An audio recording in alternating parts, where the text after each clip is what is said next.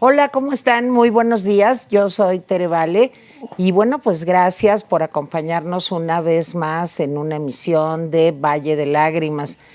A lo mejor hay varias lágrimas el día de hoy porque vamos a hablar de la visita del presidente López Obrador a Washington. Ya saben que llegó ayer en la noche. Vamos a estar viendo pues algunos videitos de su llegada.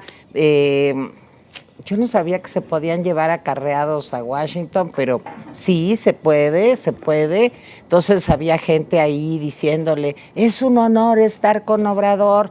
Y salía la esposa, se asomaban desde la ventana del hotel, un hotel modesto. Pues ya saben ustedes por aquello de la austeridad. Entonces, pues de todas maneras con servicio de seguridad incluido, afortunadamente. Y bueno, hoy ya fue la primera reunión con la vicepresidenta Kamala Harris.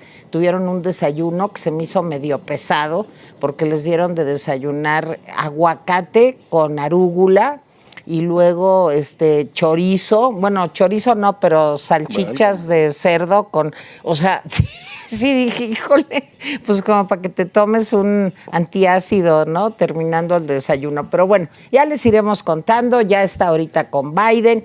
Y me da muchísimo gusto y es un privilegio de verdad para mí que estos queridos amigos, hombres inteligentes, a quienes admiro y respeto, pues nos hayan acompañado el día de hoy. Mi querido Luis Miguel González, director editorial del periódico El Economista. ¿Cómo estás, Luis Miguel? Encantado de estar acá, un gusto. No, te agradezco muchísimo. A la orden siempre. Sabes que soy tu fan. Anda. Sí, te estaba yo viendo el domingo ahí en Alebrijes. Dije, no, Luis Miguel, no, nos tiene que acompañar, tiene que acompañar. Eso. ¿Y qué les puedo decir de mi querido amigo Pedro Aguirre, analista de temas internacionales, autor, acabas de presentar una novela, pero les quiero decir que sobre todo Pedro Aguirre tiene muchos temas relacionados con la Unión Europea, con Estados Unidos, es maestro universitario de la UNAM, de la Ibero, en fin. Y de veras, Pedro, me encanta que estés con nosotros el día de hoy. Y no sé si tenemos ya listo en enlace por Zoom a Tonatiuh Guillén, que también va a estar con nosotros el día de hoy, ex director del Colegio de la Frontera Norte y además exdirector también del Instituto Nacional de Migración. Bueno, ¿cómo creo que podríamos organizarnos para sacarle el mayor jugo posible a nuestros invitados? Creo que hay de entrada 3 temas importantes. Por un lado, en esta visita, por un lado el tema migratorio, por otro lado el tema económico. Dice que le va a presentar, no sé, a ver si Luis Miguel logra explicarme qué plan se le puede presentar para controlar la inflación y desde luego pues el tema político. Por eso es que tengo el gran gusto de que me acompañen el día de hoy. A ver, Luis Miguel, ¿cuáles son los temas, digamos, desde el punto de vista comercial, económico, que crees que deberían de estar discutiéndose el día de hoy? Creo que vale la pena decir, no hay temas que estén en canastas puras. Por ejemplo, migración evidentemente es un tema político, es un tema de seguridad, pero también tiene un componente económico importante. Si hiciéramos un esfuerzo y nos quedáramos solo con los que de alguna manera se definen como más económicos, diría, está la relación comercial, la infraestructura de la frontera, y tenemos 3 controversias que son bien interesantes cada una. La primera, que es muy conocida, es la molestia de Estados Unidos por la política energética mexicana. La molestia tiene que ver fundamentalmente con que México no está exactamente sincronizado con la política de Estados Unidos de transición energética. El favorecer a Pemex y Comisión Federal, además le añade otra vuelta de tuerca, porque en el tratado, en el TEMEC, se le pide o se le exige a los países que no traten de manera preferencial a sus empresas públicas o estatales. El segundo tema donde México y Canadá están unidos contra Estados Unidos y tienen razón, o tenemos razón, es el proyecto de Estados Unidos para reacomodar la industria automotriz en Norteamérica. Cambia una cosa que es muy técnica, pero son las reglas de origen, la manera de interpretar, y dice, bueno, hasta ahora hemos permitido que México meta en sus coches cosas que son de capital, por ejemplo, coreano, alemán, pero como están en México, les hemos pasado. De aquí en adelante eso ya no nos gusta y vamos a ver cómo le hacemos. México y Canadá están jugando en el mismo. Y hay un tercer tema que seguramente a ti te apasionará, aunque se ha mencionado muy poco, y tiene que ver con la prohibición de México para semillas genéticamente modificadas. Aparece ahí la manera en que trabaja la COFEPRIS y dice Estados Unidos, no tiene sentido que México tenga una política frente al campo, a las semillas, radicalmente diferente a la que estamos aplicando en Estados Unidos. Hablando de qué cosas se podrían hacer para contener la inflación en el largo plazo, para mejorar la productividad del campo, es revisar eso. Es un tema bien delicado, se ha hablado poco porque hay tantas broncas, hay tantos conflictos, que decidimos que los conflictos chiquitos pueden esperar para verse. Se llama esa precisión o eso que quiere México, tiene la firma de Álvarez Bulla, ¿no? Sí. Hay que decir, no solo tiene que ver con maíz, donde creo que probablemente la polémica tenga más sentido. Tiene que ver, por ejemplo, con algodón, y tiene que ver con sorgo, con prácticamente toda la canasta de insumos para productos agroalimentarios. Insisto, no es un tema fácil, hay mucha ideología, hay mucha necesidad de pensamiento científico, pero en cualquier caso son temas controvertidos. Yo diría, por último, está un tema en donde todos ganan y es infraestructura para la frontera norte de México, frontera sur de Estados Unidos. Hace años, en 2015, me tocó ver un estudio que hizo la Fundación Wilson, decía, no hay inversión en infraestructura más rentable en toda América Latina, en toda América del Norte, que mejorar los pases de frontera entre México y Estados Unidos. Tenemos 48 pasos, si no recuerdo mal, de los cuales 11 son muy utilizados y no corresponden a una relación binacional donde se intercambian 2,000 millones de dólares diarios. Sí, qué barbaridad. Mi querido Pedro, creo que los puntos que señala Luis Miguel González están envueltos, como decía Luis Miguel también, pues en el tema político. Hoy en la mañana a mí me llamó mucho la atención que el presidente Biden no saliera a recibir al presidente López Obrador y a su esposa. Recuerdo cuando Trump recibió a López Obrador, salió a la puerta, yo creo que por eso le cae tan bien, ¿verdad? Misteriosamente salió a la puerta, lo recibió. No sé si son pequeñas señales de la tensión de la relación. A ver, cuéntame tantito. Sí, bueno, cuando se celebran estas cumbres, por lo general es muy difícil esperar que salgan grandes anuncios o grandes soluciones. Las cuestiones están negociadas previamente y por lo general pues evitan tener fricciones directas los mandatarios. Al máximo pues se van by the book, ¿no? Van siguiendo un script y procuran no tener demasiado escándalo o dar lugar a muchas interpretaciones por alguna mala declaración o por alguna discordia que exista entre los mandatarios. Ha habido algunos casos, pero siempre se evita al máximo en este tipo de cumbres ese tipo de confrontaciones o de enfrentamientos. Por eso siempre uno se fija en ese tipo de detalles, en si salió o no salió a saludarlo, en el que si le dijo o no le dijo tal detalle, en el que si la bandera sí o si la bandera no, en fin, detallitos, a veces de protocolo, que muchas veces dicen mucho. Yo creo que sí, desde luego que hay una cierta molestia por parte del gobierno de Biden respecto a algunas actitudes del gobierno de México. Evidentemente cayó muy mal el hecho de que el presidente López Obrador no asistiera a la cumbre de Los Ángeles. Y además, pues con el pretexto o la razón que dio defendiendo a Cuba, Nicaragua y Venezuela, que son países no gratos absolutamente a Estados Unidos. Y en fin, todos sabemos de fricciones y de comentarios. El tema de la Estatua de la Libertad, pues no, tampoco creo que haya caído muy bien. Yo creo que hay que estar atentos a esos detalles. Es muy difícil que vengan declaraciones fuertes o confrontaciones, eso no lo vamos a ver, todo está de alguna manera previamente establecido, pero esos detallitos hay que tenerlos en cuenta.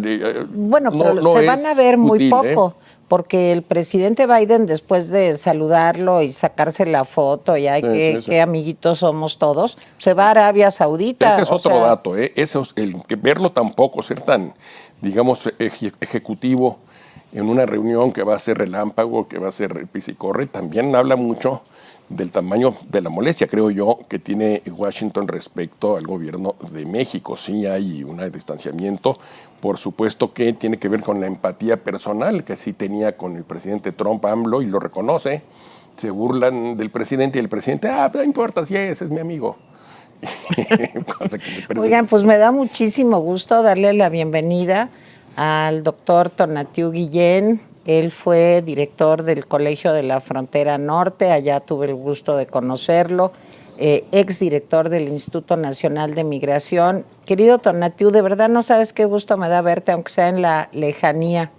Pero a ver, Tonatiuh, ¿no será, entrando en materia, ¿no será que al presidente Biden, pues, como que dice, pues sí, dice estas cosas raras de que hay que desmontar la Estatua de la Libertad? Pues sí, es grosero y dice que Assange y que si lo meten a la cárcel ya se acabó la democracia. No viene a la Cumbre de las Américas, pero con que me resuelva el problema migratorio, pues todo se vale, porque finalmente no le importa más que eso a la administración Biden. ¿Cómo la ves? Hola, querida Tere y colegas, buenos días. Bueno, el asunto es que en la relación México-Estados Unidos están en juego procesos de mucho mayor alcance. O sea, la relación México-Estados Unidos se ha vuelto una densidad estructural enorme. Y los actores que participan en esta, económicos, políticos, sociales, pues tienen conciencia de que hay que distinguir claramente entre los asuntos de cortísimo plazo y circunstanciales y los de broma y chiste, y del otro lado los asuntos realmente decisivos. Entonces, primer comentario es que desde el gobierno de Estados Unidos está muy claro que AMLO es una etapa, una circunstancia, una actitud que no compite con las estructuras de mayor alcance. En otras palabras, es más importante tenerle paciencia y administrar la relación que arriesgar la relación en sí misma, que es la que tiene en plena claridad. O sea, la relación México-Estados Unidos trasciende con mucho al gobierno de AMLO y con mucho al mismo gobierno de Biden. Entonces, esa visión es la que predomina afortunadamente, porque es la más civilizada de todas. Y del otro lado, sobre específicamente la cuestión migratoria de que el gobierno de México le resuelva el problema a Estados Unidos, pues no es así. O sea, realmente estamos en una dinámica de flujos migratorios que con Guardia Nacional o sin Guardia Nacional, con militarización del INM o sin la militarización, con muro o sin muro, con título 42 o con el Quédate en México, que son barreras para detener e inhibir los flujos, lo cierto es que los flujos son muchísimo más poderosos que estos obstáculos, que son muy serios y enormes. Y también es cierto, paralelamente, que los traficantes de personas son los grandes operadores, con mucho, grandes operadores de la enorme dinámica de los flujos que están llegando al sur de los Estados Unidos. Entonces, esta, entre comillas, solución mexicana, pues solo fue útil desde la perspectiva de Estados Unidos y desde la perspectiva de la contención en el segundo semestre del 19. En el año 20, pues tuvimos la pausa de la pandemia, que solo duró un ratito, y a partir de mediados del 20, lo que tenemos es una curva de ascenso espectacular de los flujos, o sea, no estamos conteniendo ni viendo nada, o muy poco, marginal. Y del otro lado, una situación para el gobierno de Estados Unidos crecientemente problemática, no tanto por los flujos en sí mismos, que sí los pueden administrar, sino por el conflicto electoral que hay en Estados Unidos en este momento, por la competencia republicanos-demócratas que utilizan, manipulan y distorsionan la naturaleza de la migración y del refugio y la convierten en una amenaza a la seguridad de Estados Unidos, se basan en la xenofobia y el racismo, motivan este tipo de actitudes entre el electorado de Estados Unidos con gran éxito, por cierto. Y al final, pues el gobierno de Biden está más enredado por las razones político-electorales que en sí mismo por el flujo. Entonces, algo así tendríamos que estar poniendo en la mesa para ver los escenarios en donde se están moviendo en la coyuntura reciente, Tere. Muy bien, y esto que tú mencionas, Tonatiuh, pues tiene que ver también con un tema económico muy importante, Luis Miguel. Hasta donde yo entiendo, Estados Unidos ahorita necesita mano de obra. O sea, hay necesidad por parte de Estados Unidos de contratar personal. ¿No serían los migrantes una solución, digamos, para este problema que tiene en este momento Estados Unidos? ¿O es un problema de calificación de esta mano de obra? No sé cómo lo veas y si esto podría aliviar, no sé, de alguna forma, el problema migratorio. El acuerdo migratorio hace sentido si solo viéramos números. Estados Unidos tiene un mercado laboral donde tiene un déficit de mano de obra en todos los niveles. Vamos a decir, desde la mano de obra hasta la mente de obra. Entiendo por mente de obra personal mucho más calificado. Pero también si solo viéramos números, diríamos, haría sentido que México fuera más relajado en las condiciones para inversión extranjera, porque a México le hace falta capital. Claro. Cuando se define el proyecto América del Norte, 1991-93, básicamente se dice, es una región súper potente porque tiene todo lo que necesita. Tiene capital, tiene los mercados financieros más sofisticados, tiene la demografía a su favor frente a Europa y es competitiva demográficamente con China. En buena medida, el problema es que cuando le metemos a lo económico otras variables, por ejemplo la política, pues simplemente lo que eran líneas rectas se vuelven cosas muy rebuscadas. Y me gustaría comentar una cosa de lo que dice Tonatiuh Guillén, que me parece muy relevante. Tenemos que ver, hay temas de corto plazo, hay temas de largo plazo, pero también hay que entender que 2022 en más de un sentido significa el final de una época y el principio de otra. Estamos viviendo un momento en que se está repensando muchas cosas. Entonces, si bien nuestra alianza con Estados Unidos de largo plazo, las reglas del juego van a cambiar en la medida en que estamos viviendo un cambio de época. ¿Qué entiendo cambio de época? Pues el ascenso de China, la guerra en Ucrania, una nueva matriz tecnológica para producir cosas. En una de esas, Estados Unidos hace lo que Japón dice, más que abrirme a migrantes, me abro a la posibilidad de tener más robots para tareas rutinarias. Todo está en el aire y no hay que pensar que las soluciones en 2022 van a ser las que serían en 1995. Claro. Vero, creo que nos vas aquí a hacer una invitación. ¿Nos vamos hasta la otra parte del estudio o vienes acá, Vero? Cámaras y micrófonos. No, desde aquí me quedo. Bueno, pues yo de este lado, Tere, estoy muy, muy contenta porque déjame platicarte que el pasada ha sido todo un éxito. De hecho, hace unas horas el miembro número 100 se unió, David Rincón. Muchísimas gracias. ¡Bravo! Y quiero aprovechar este espacio para recordarles a todas las personas que nos están viendo más o menos cómo funciona el plan de membresías. El plan de membresías tiene 6 programas diferentes para ajustarse a lo que ustedes prefieran, en el que por una aportación mensual pueden tener beneficios extras a los del canal. Por ejemplo, nuestro plan de fan cuesta 219 pesos mensuales e incluye un programa en vivo extra a los que ya ven, a los que solo van a poder acceder los fans de Atypical.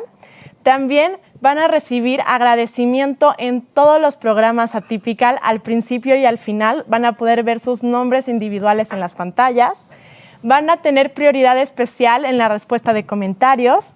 Van a recibir fotos del detrás de cámaras de todos nuestros invitados. También, junto a su nombre, van a tener una insignia especial. Esta se va a ver tanto en el chat en vivo como en los comentarios. Y van a tener acceso a emojis con la cara de los personajes de Atypical TV, que también van a poder usar durante los programas o después de los programas para comentar. También tenemos nuestro plan de Superfan. Este plan cuesta 499 pesos al mes. Incluye todos los beneficios anteriores, más acceso a nuestros programas grabados antes que nadie, los van a ver por adelantado. También van a poder ayudarnos a tomar decisiones en el canal a través de encuestas y van a estar incluidos en un chat exclusivo para miembros Atypical. También tenemos nuestro plan de Adicto. Este plan cuesta 999 pesos al mes. Les incluye todos los beneficios anteriores y además entran a un WhatsApp con Carlos Alarraqui para que puedan estar en comunicación con él. Tenemos nuestro cuarto plan, este es el de aliado, que incluye todos los beneficios anteriores, más un Zoom con Carlos Alarraqui e invitados al mes. Nuestro quinto plan es el de amigo, que cuesta 4,999 pesos al mes. Incluye todo lo anterior, más una cena con Carlos Alarraqui e invitados al mes. Y nuestro plan familia cuesta 9,999 pesos mensuales.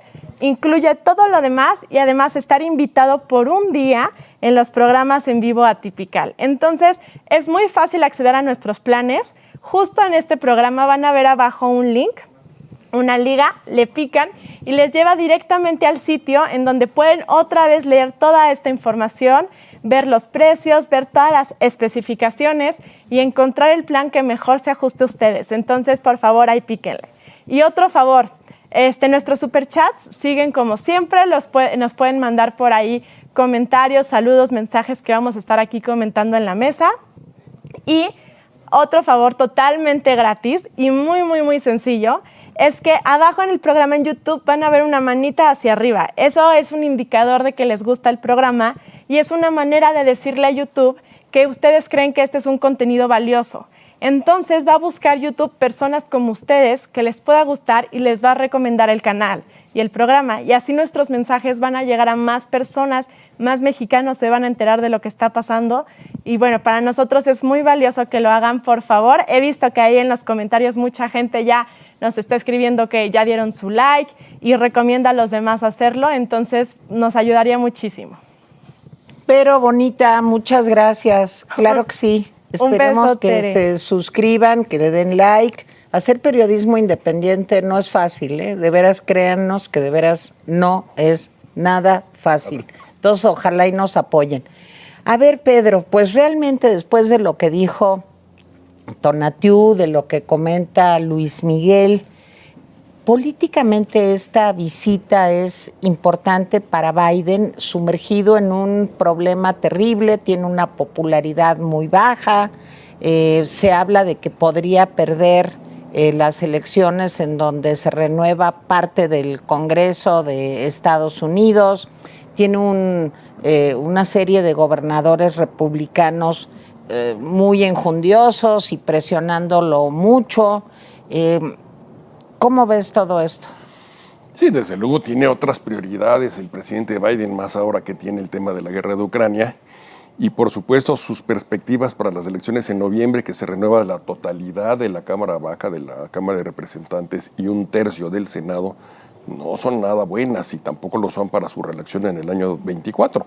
Pero como ya han dicho nuestros muy distinguidos invitados, hay que distinguir el corto plazo del largo plazo y lo importante sería pues empezar a tener noticias y empezar a construir sobre ese largo plazo, que puede ser beneficioso para México. El tema, por ejemplo, del nearshoring, la posibilidad de que México pueda ser un lugar importante para sustituir a China en muchas industrias de maquila, etcétera, o de industrias en general. Pero el tema es que nuestro gobierno, yo lo siento muy cortoplacista, siempre va al corto plazo, a la popularidad fácil, a tener un pleito con el presidente que crea que le puede redituar, con el presidente Biden, con estas actitudes de la Estatua de la Libertad y de Nueva Los Ángeles, etcétera, que le reditúa muy al cortito plazo, pero no veo una estrategia más de largo plazo por parte del gobierno mexicano en la relación con Estados Unidos. Un mal que no es la primera vez que sucede, pero que yo creo que se hace mucho más patente ahora en el caso del presidente López Obrador, con ese afán cortoplacista y con unas actitudes que no creo que construyan ni abonen para nada. Pero a ver, Pedro, la relación tan buena con Trump, hace un par de días diciendo Trump, mi amigo socialista, bueno, no saben Sí. lo que está diciendo, ni es socialista desde mi punto de vista López Obrador. Sí, claro pero que no. como que el presidente es como esas canciones de Lupita D'Alessio, Pégame. de pégame, Pégame, mátame, pero no maltrátame. me dejes, porque a lo mejor, siendo mal pensado, se podría pensar pues que al presidente López Obrador le gustaría más que ganara Trump a que siguiera Biden. ¿Cómo lo lees? Eso es aparentemente lo que él desea, pero Trump es inconfiable. No fue una de las primeras declaraciones de Trump cuando invadió Rusia a Ucrania, que a él le hubiera gustado hacer lo mismo con México, invadirlo. No fue también una declaración, que son absurdas, demenciales desde luego, que cómo no mandé misiles a donde estaban los laboratorios de los narcos. Es decir, Trump también es cortoplacista y es una persona completamente inconfiable, y si llegara a regresar a la Casa Blanca, y esperemos que no toco Sí, madera. yo también. No hay manera. En la cabeza. ¿Quién sabe? Pero pues yo no creo que sea una buena apuesta para absolutamente nadie, e incluyo al presidente López Obrador. Yo te insisto, no veo esas estrategias de largo plazo, confiar en una elección de Trump o que vuelvan los republicanos a la Casa Blanca. No creo que para nada sea beneficioso para México, ni para López Obrador, ni para nadie en el mundo. Entonces son apuestas triviales, baladís, irresponsables en muy buena medida. Creo que debería de ser más constructiva la relación. Y sostengo, yo veo esa superficialidad por parte del gobierno de buscar popularidad y ganancia electorera de corto plazo en la relación con Estados Unidos. Y lo lamento mucho. Tonatiuh, ¿cómo ves esta propuesta de las visas temporales? ¿Qué posibilidades tan lejanas ves de que hubiera realmente un acuerdo migratorio, que es el tema pues que yo escucho, no les voy a decir que desde era niña, porque ya hace muchísimos años, pero que sí es una asignatura ahí pendiente de la relación México-Estados Unidos? ¿Crees que existe alguna forma de regular el problema migratorio? ¿Cómo lo ves?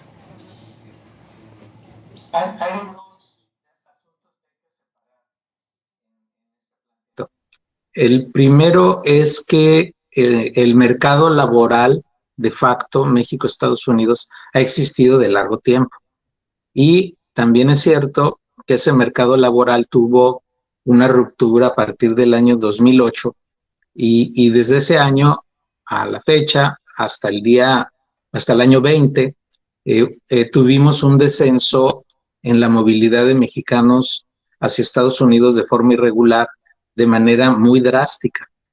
Algo más de una década de mexicanos que ya no íbamos a Estados Unidos, para dejarlo en genérico, y si bien no hubo una parálisis completa, pues entre los pocos que iban y los retornos voluntarios, pues llegamos a hablar de la famosa tasa cero. Entonces el mercado laboral estaba estancado, estático, desde esa perspectiva que estoy comentando. A partir de mediados del año 20, y ese es un dato que hay que insistir y explicar y hacerlo muy visible, a partir de mayo, junio del 20, volvimos a Estados Unidos como un plan B muy notorio, amplísimo. Ahorita somos la nacionalidad más grande arribando a la frontera sur de Estados Unidos, la nacionalidad que más personas detiene la patrulla fronteriza, evidentemente que también la regresa, pero describe muy bien nuestra problemática económica regional.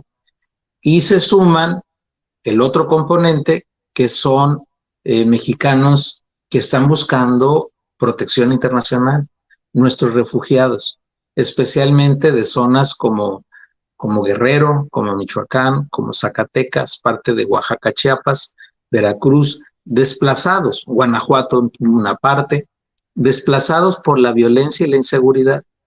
Entonces, esa combinatoria es la que tenemos ahora en el caso de mexicanos. En lo que toca a otras nacionalidades, la gran mayoría no está siendo movida estrictamente por razones económicas, como nuestros desplazados. No es que no tuvieran ingresos, no es que no tuvieran empleo, no es que no tuvieran una reproducción familiar razonablemente buena y estable, sino que son expulsados. Entonces ahí en el componente refugio, que es el mayoritario ahora, como el que viene en su mayoría también de Centroamérica, Nicaragua ya se sumó a este flujo, evidentemente Venezuela, por ejemplo, que también es muy notable, o Haití o Cuba, pues son nacionalidades que tienen una dinámica motivada no por cuestiones estrictamente económicas. Entonces lo subrayo porque la solución no está en la ruta de abramos el mercado laboral.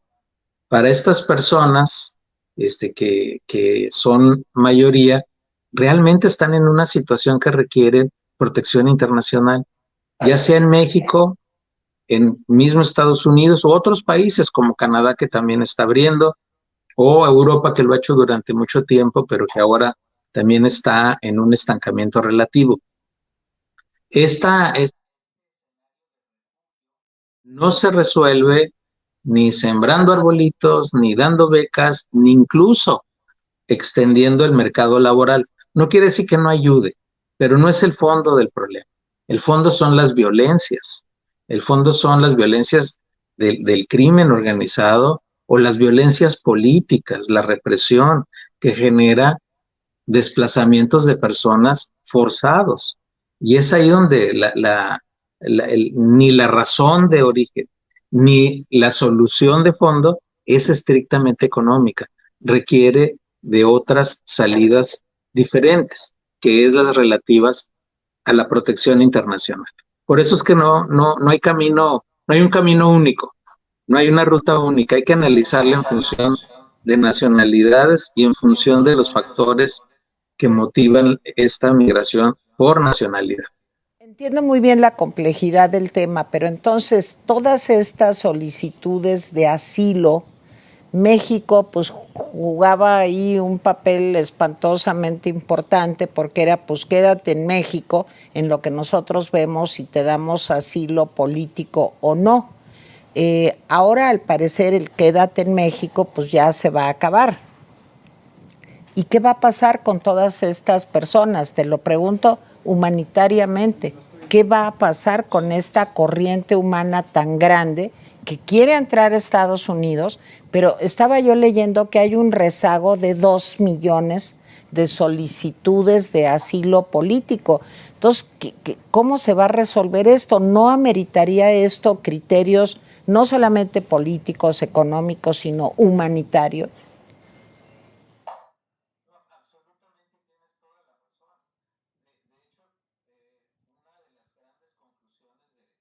Tiempos y del periodo que vivimos es que no existe una salida desde un solo país.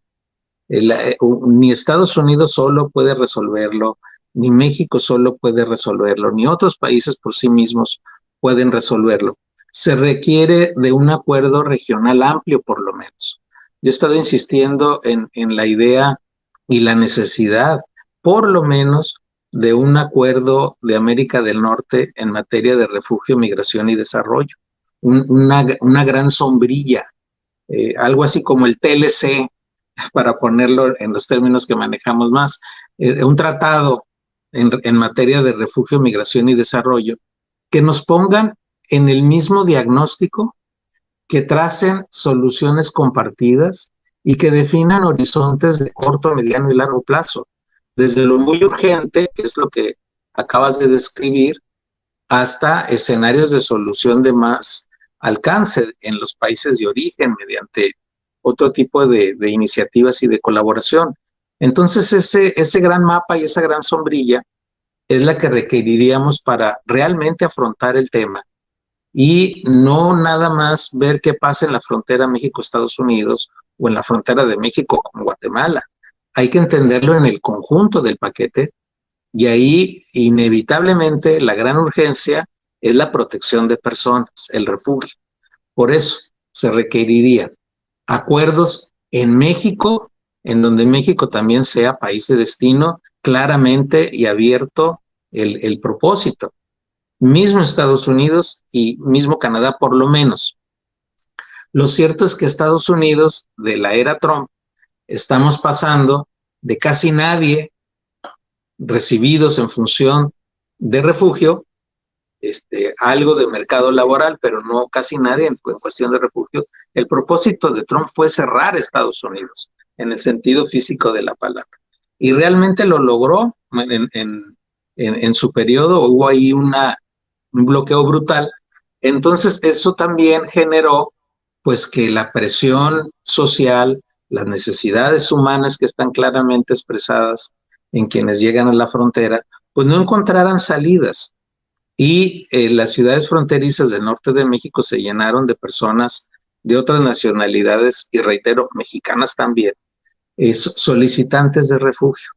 Entonces, si no le damos una salida amplia y Estados Unidos, el gobierno de Biden ha empezado a abrir el escenario, ya estamos a unos días de que termine definitivamente el Quédate en México, pero no va a solucionar realmente el tema, nos deja en el marco previo al 17, más o menos, al 18. Ahí es donde nos deja el terminar el Quédate en México y va a empezar entonces un proceso con dos grandes rutas. Yo creo que sí Estados Unidos se va a empezar a abrir, lo está haciendo, ahorita es poco a poco, están con números todavía muy bajos, pero sí va a empezar ese proceso. Y el otro es que también va a ocurrir lo que había ocurrido años antes, que son las repatriaciones continuas. Entonces sí vamos a ver un cuadro, por lo menos en el corto plazo, que se parece mucho al del año 17 o al del 16, que es cierto margen para refugio y luego un margen de repatriaciones amplio, y ojalá se combinara justamente con la cuestión que subrayaban hace rato, de un mercado laboral ampliado. Sí hay números muy grandes de visas de trabajo formales, las agrícolas, por ejemplo, son más de 300,000 al año, y 2022 va a tener un número poquito superior seguramente en esas cifras, pero no es la solución, pero sí sería una de las rutas complementarias que a todos beneficiaría. Ese mercado circular formal laboral, ahí todo el mundo gana, y ojalá sí se camine en esa ruta también. Ya escenas del presidente Biden en la sala oval, ahí está ya sentado también junto a él el presidente López Obrador, están platicando, va a haber una conferencia de prensa o ya está en este momento dándose una conferencia de prensa que va a ser el único momento en donde van a estar los dos juntos hablando, porque después pues ya el presidente Biden se va a Arabia y pues este será digamos que el momento más importante, y luego el presidente López Obrador ya se va a ir con su equipo de trabajo a reunirse con el equipo de trabajo de Biden, pero Biden no estará presente. Pero a ver, Luis Miguel, yo te quiero hacer una pregunta con base en lo que decía Tonatiuh. ¿Cuál sería la enchilada completa, vamos a ponerlo en esos términos, desde el punto de vista comercial y económico para México, tomando en cuenta todos estos factores que ponen en la mesa? Creo que Tonatiuh estuvo prácticamente lo puso implícitamente, es un plan de desarrollo para América Central, incluyendo México. Creo que en esa parte tiene absolutamente razón López Obrador, además de una política de migración que incluya temas de seguridad, mercado laboral, se requiere invertir fuerte en los lugares más atrasados de esta zona para generar incentivos para que la gente no viaje. Cuando digo López Obrador, tiene razón, cuando reclama que Estados Unidos muy fácil da $40,000 millones a Ucrania. Cuando digo muy fácil es, en menos de una semana, el Congreso se decide para dar un apoyo de $40,000 millones. Comparamos con las cantidades que oímos de apoyo en desarrollo a Centroamérica y al sur de México, y francamente no corresponde a lo que el propio mapa dice.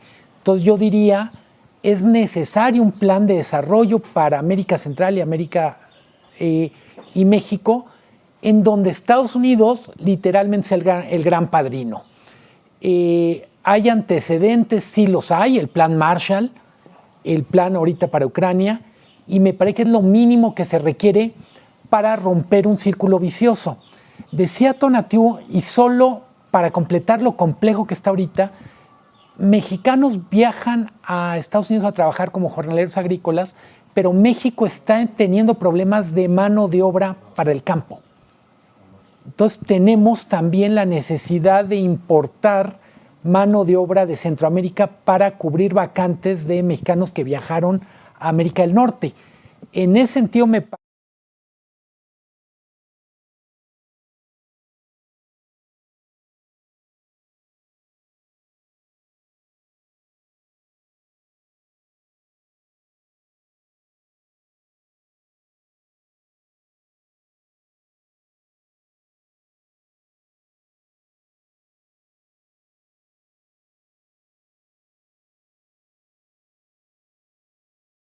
suena extraordinario y creo que tienen toda la razón en que se necesita un plan a nivel continental casi, porque pues ahí está Venezuela, en fin, ahí está Cuba, ahí está no solo el país del Caribe, en fin, sí, ojalá.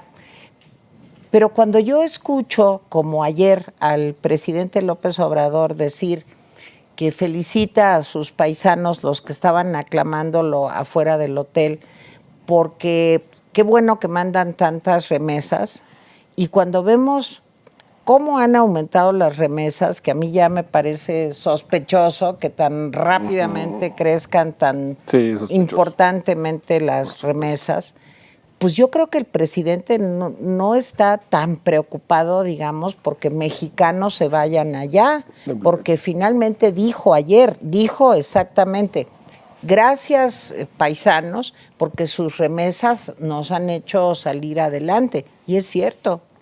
Por supuesto que o sea, sí, la desgracia es que es gobierno cierto. de López Obrador. Es que vuelvo a lo mismo. Este tipo de cumbres y de reuniones se tratan de una manera de muy corto plazo. Estaba yo viendo al presidente López Obrador leyendo seguramente grandes ideas y grandes propuestas que le lleva a Biden y que después se tiran al caño. Mira, muy interesante. El Congreso de Estados Unidos tardó muy poco tiempo en aprobar el apoyo a Ucrania, y eso es extraordinario en estos días en donde republicanos y demócratas están tan confrontados. Pero ante un tema como el de Ucrania, en el que hay un consenso todavía en política exterior de los Estados Unidos, ahí sí todo el mundo dobla las manos. Sin embargo, en una idea como apoyar a Centroamérica o a los vecinos, ahí sí no va a aprobar absolutamente nada, entre otras razones porque el gobierno mexicano sigue cometiendo un error histórico, y no de López Obrador, sino de muchos años, de nada más ir con el presidente, presidencializar, digamos, la relación, y no atender al Congreso y no entender que es una relación que va por tantas pistas tan complejas que también debería estar atendiendo al empresariado, atendiendo a grupos de poder, en fin, no nada más ir a tomar fotos con el presidente y hacer discursos y hacer propaganda. Medios de comunicación, por supuesto, también, pero lo único que les interesa es, repito, el corto plazo. No hay una estrategia de lobbying eficaz como la tiene, por ejemplo, Israel, que históricamente la ha tenido, y tantos otros países, para también atacar el frente del Congreso, porque es ahí donde se aprobaría en todo caso un programa de tan grande envergadura de apoyo a Centroamérica y a México, etcétera, etcétera. No hay interés en realidad. De fondo, como tú dices, es la superficialidad, y son las ganas también en el caso de López Obrador de seguir recibiendo esos grandes montos y volúmenes de remesas, no lo dudo ni tantito. Hay un tema con las ayudas a Centroamérica, y es para López Obrador las ayudas pasarían por gobiernos. Y hay una, vamos a decir, hay una especie de nuevo paradigma de ayuda internacional de decir, si el receptor primero de una ayuda es un gobierno corrupto, no necesitas quedarte al final de la película para saber qué va a pasar. Es cómo involucras a otros grupos de la sociedad cuando entregas ayuda.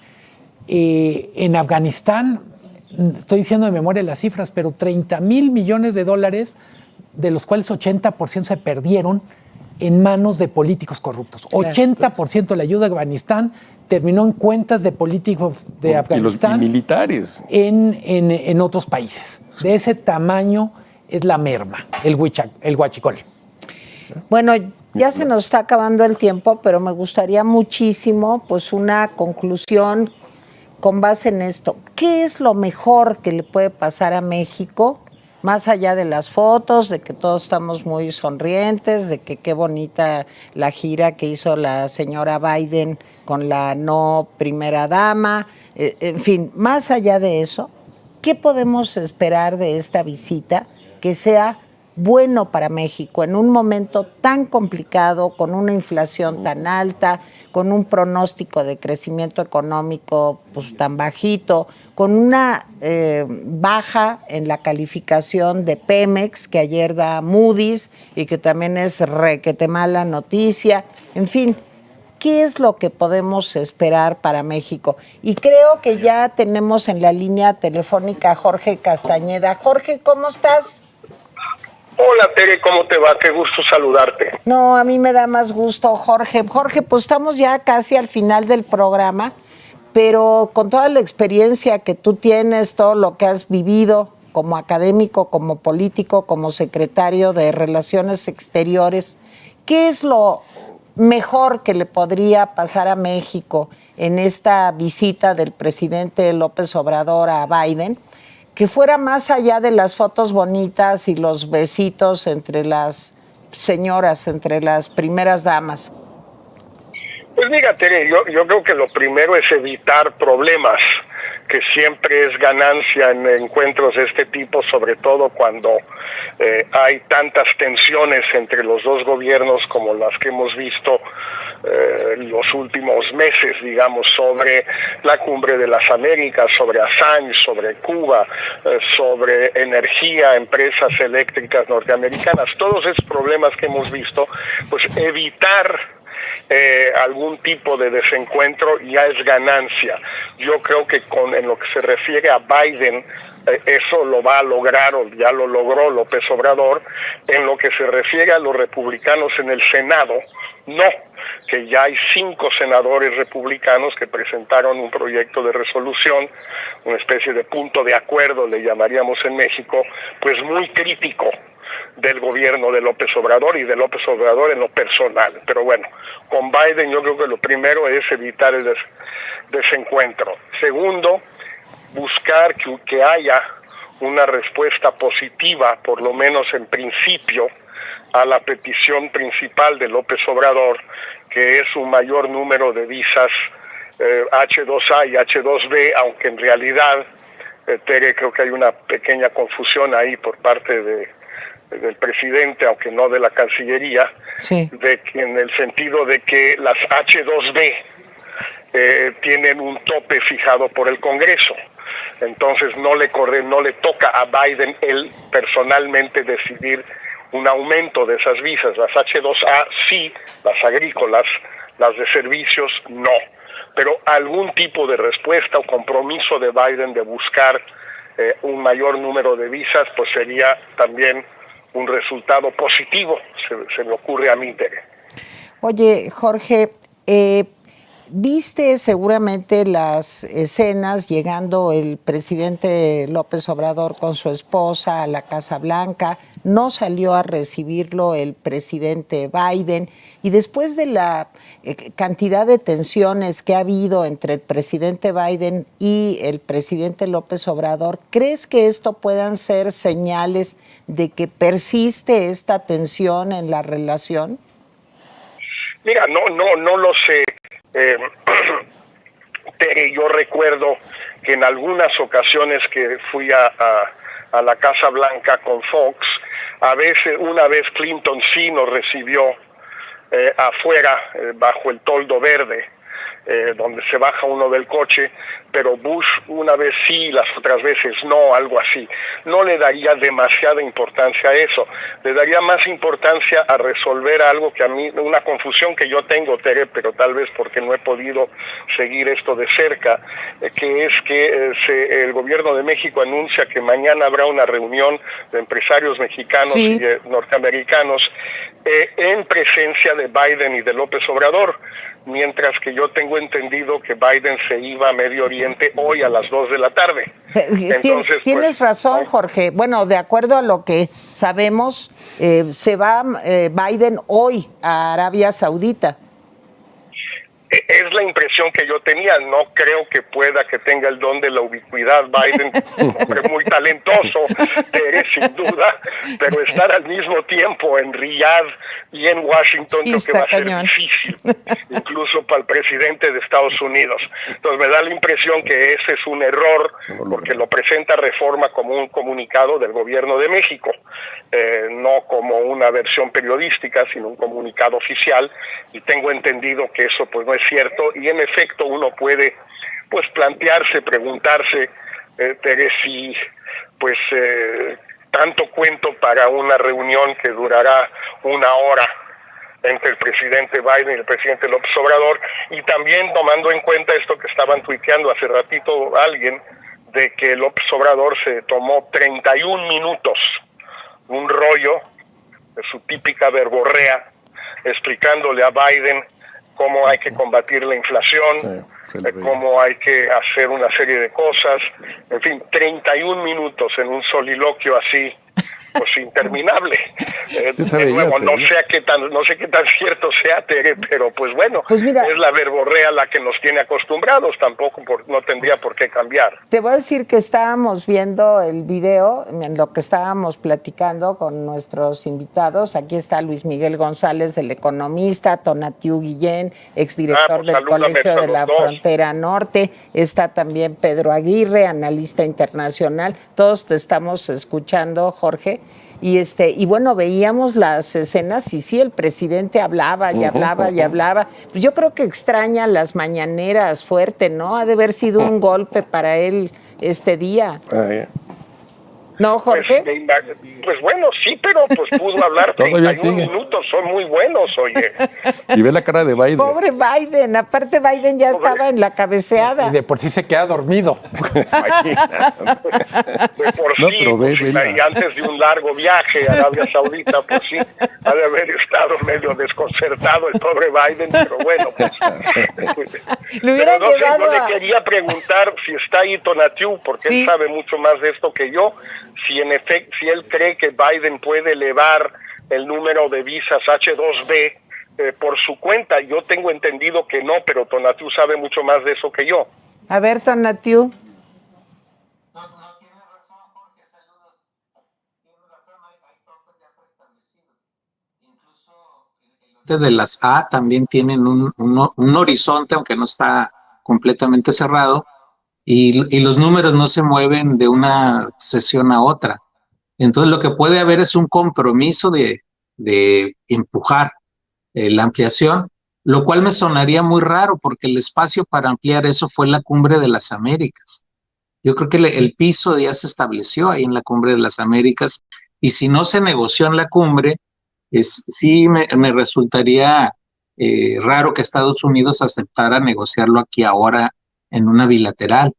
Entonces, si lo lograra AMLO sería pues buena noticia, pero creo que la señal fue lo del tema, lo vimos en la Cumbre de las Américas, y acá se verán otros. Esa es mi impresión, ahora hay que ver el resultado, ojalá me equivoque y las cosas caminen mejor. Oye, Jorge, tú que vas tanto a Nueva York, ahí trabajas, eres maestro, ¿te vas a acostumbrar a vivir sin la Estatua de la Libertad? Mira, yo trato de ir no tan seguido como debiera, a trotar a lo largo del río.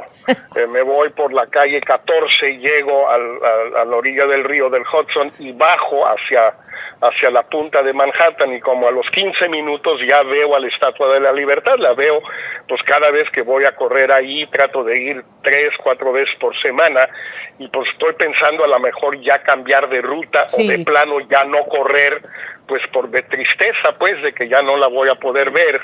Ay, entonces Jorge, pues mejor encuentro otra ruta, o de plano ya decido no correr.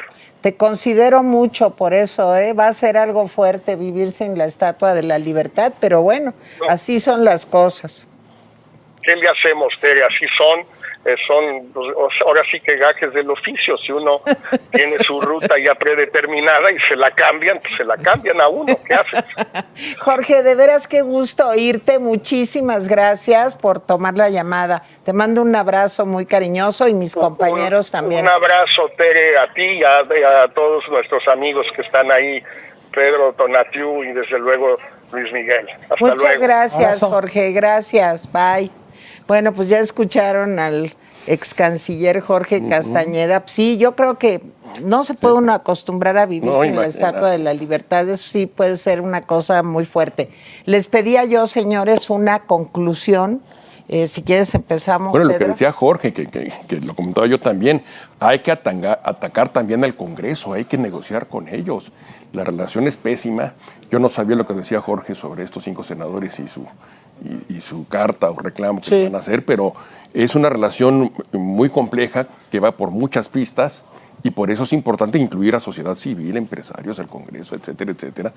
Y no lo estamos viendo. Yo creo que es un defecto que además lo hemos tenido desde hace muchos años, no es exclusivo de este presidente. ¿Ves alguna solución posible para alguno de los grandes temas entre México y Estados Unidos que se pudiera dar a partir de esta reunión? A corto plazo, a partir de esta reunión, lo veo muy, muy difícil. Soy muy pesimista en ese sentido. Tonatiu, ¿nos das una conclusión? Una coyuntura súper difícil, compleja en México, complejísima también en Estados Unidos y en otros lugares del planeta. Entonces, posibilidades de grandes iniciativas las veo casi imposibles. Elementos nuevos que se agreguen a la discusión también casi imposible. Entonces, el balance más probable es de una reunión que refritee lo que ya ha estado en otras reuniones, en otros elementos de la reunión de líderes de América del Norte, por ejemplo, o retome aspectos de la Cumbre de las Américas, pero nuevo, me temo que no vamos a encontrar algo adicional, lo cual pues no es una buena señal de que la relación se fortalezca o que agregue elementos positivos. Pero esa es la expectativa que tengo ahora, y reitero que ojalá me equivoque, ojalá no salgan con una sorpresa mayúscula, ojalá. Estoy viendo muchas gracias, Tonatiu Guillén. Estoy viendo en El Economista, periódico que conoces más o menos, dice: AMLO y Joe Biden se reúnen en la Casa Blanca y la migración es un desafío compartido, asegura Biden. Pues sí, aseguran, ¿verdad? Pero sí, bueno, pero son... ¿Tu conclusión, Luis del Miguel? manaque. Entendido que sobre todo es una reunión personal, ojalá sirva para limar un poco asperezas. Al final tengo la impresión que los dos tienen un enemigo común, me refiero a AMLO, Biden, y es el ala dura de los republicanos. Así es. Entonces, en buena medida, yo no espero grandes cosas. Me gustaría que encuentren la manera de caerse menos mal. Por lo que estoy viendo lo veo difícil, ¿eh? Pero tengo la impresión que para eso sirven estas reuniones.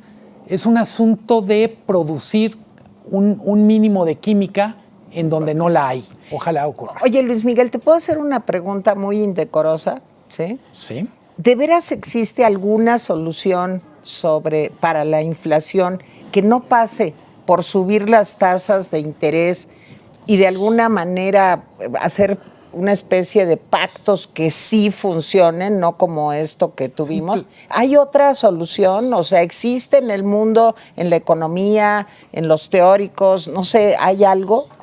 No hay manera de evitar una alza agresiva de tasas de interés en el punto en el que estamos, pero no basta con subir las tasas. Hay problemas de desabasto, que no tienen que ver con la guerra en Ucrania, sino con sequía. Hay un cambio climático que está pegándole a las cosechas y hay un tema que a cada gobierno le toca resolver, es la desregulación. El exceso de regulación es inflacionario, lo sabe, por ponerlo de la manera más básica, una persona que tiene un pequeño negocio que tiene que perder una semana al año haciendo trámites, pues claramente esa semana que perdió en trámites son costos que tiene que reflejar o que se tiene que comer en forma de menos ganancias. Sí, te lo pregunto porque el presidente dice que le va a presentar a Biden unas grandes ideas para controlar la inflación. Francamente, eso es tan poco serio como cuando dijo hace 2 años y medio, que México le iba a explicar al mundo cómo combatir el COVID. Pues sí, o sea, con los detentes. Pues está en ¿verdad? eso, está hablando sus grandes ideas. Doctor Tonatiuh Guillén, de veras, Tonatiuh, no sabes cómo te aprecio, te agradezco muchísimo que hayas estado con nosotros. Muchas gracias, Tonatiuh. Te mando un abrazo cariñoso. Gracias. Un abrazo, querida Tere. Saludos a los colegas. Muchas gracias. Abrazo, Tonatiuh. Mi querido Pedro Aguirre, pues de verdad, como siempre, háblanos de tu nueva novela, tantito, ándale, rápido, Pues cuéntanos. es una novela sobre anarquistas de finales del siglo XIX en Europa. Y bueno, es interesante porque hay muchos temas que son muy contemporáneos. Es una época de fake news, surge el amarillismo en la prensa de una manera muy violenta en Francia, en Estados Unidos, con la prensa de Hertz, etc. Es la época en Estados Unidos donde surge el movimiento populista, y todo eso lo explico. Y es una época de nacionalismos muy agresivos, de antisemitismo, de políticos tramposos y corruptos, como en esa época. Siempre he estado desde Adán y Eva. Y en fin, creo que puede ser interesante para los lectores. ¿Dónde la podemos comprar? ¿En Amazon? En cualquier librería, en Amazon, en Kindle y también en las librerías, como dicen. ¿Cómo se llama prestigio. otra vez? Protocolo Malatesta, por Enrico Malatesta, que fue un teórico. ¿De qué editorial? Se llama Inisfree, es una editorial española. Bueno, pero Pedro Aguirre tiene un libro padrísimo que les recomiendo que se llama Bad Hombre. Bad Hombres. Bad Hombres. Sí. Es así. Suena Trump. Sí. Que es Trump, exacto. es la segunda parte de un libro que publiqué que se llama Historia Mundial de la Megalomanía, que es culto a la personalidad en política en el siglo XX. Padrísimo. Y Bad Hombres ya se abarca el siglo XXI con megalómanos ya de nuestro siglo. Sí, te falta uno que otro, ¿verdad? Bueno, mi querido Luis Miguel, de verdad te agradezco muchísimo que nos hayas acompañado como siempre. Muchas gracias. El Gracias a agradecido soy los yo. tres, Un gusto, privilegio. Pedro, Tonatiuh. Y nos despedimos ya prácticamente con Vero. Vero, bonita, a ver, cuéntanos. Bueno, pues aquí muy contenta porque hubo una nueva persona que durante el programa se hizo miembro en el plan de Superfan. Entonces, por favor, Klaus García Richard, muchísimas gracias por unirte, por ser miembro nuevo de Atypical. De verdad es que el apoyo nos sirve bastante para que nuestros mensajes lleguen a más personas. Y también pedirle, por favor, a las personas que aunque se acabe el programa y no lo estén viendo en vivo, pero lo estén viendo en la noche, en la hora de la comida, cualquier otra hora, por favor, denle la manita hacia arriba, eso es bastante importante, nos ayuda muchísimo. También una vez concluido el programa en vivo, pueden donar a través del chat de YouTube y a través de Facebook nos pueden dar estrellas. Supergracias. Los supergracias se llaman una vez que haya acabado el programa. Entonces, les pedimos todo su apoyo, que compartan el programa también, por favor, en todas sus redes sociales. Lo pueden hacer desde Twitter, en WhatsApp, para que le llegue a muchas personas. Vero, gracias. Un beso, Tere. Gracias a ustedes por habernos acompañado el próximo martes, una nueva emisión de Valle de Lágrimas, y aquí lloraremos juntos otra vez. Bye.